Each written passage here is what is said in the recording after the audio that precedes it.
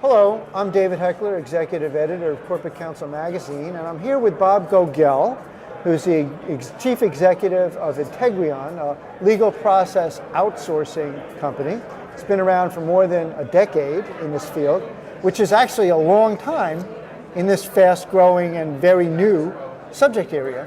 It is. As we've talked before, David, the outsourcing industry has been around for a long time now. It started probably in the IT industry, and most recently, about 10 years ago, LPO was invented, largely because the corporate counsels were putting a lot of pressure on their outside law firms to find ways to become more efficient and effective in what they did.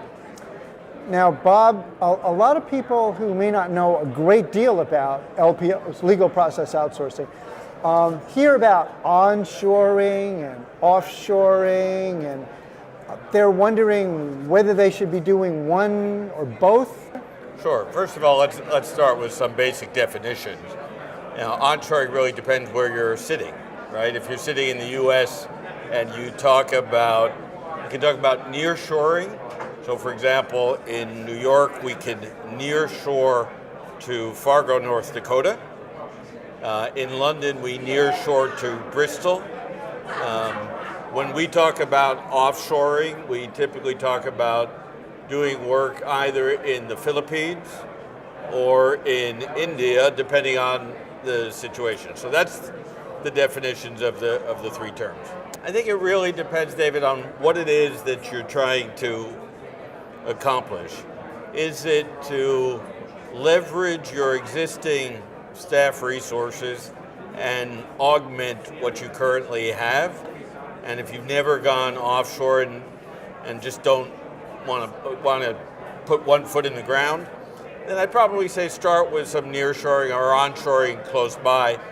If you've got other experience in your company, particularly in the IT area, go talk to your CIO and understand how they've dealt with this issue of outsourcing broadly. More sophisticated and experienced companies say, look, we understand it, we can get more leverage, there's greater, sometimes, labor arbitrage by going offshore, and that's really what drives the decision for most GCs and other legal advisors.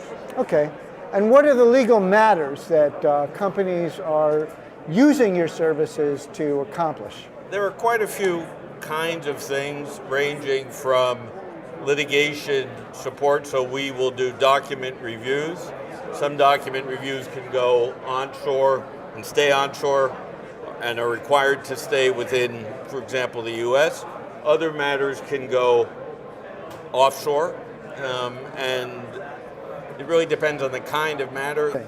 Thank you, Bob, and thanks for joining us.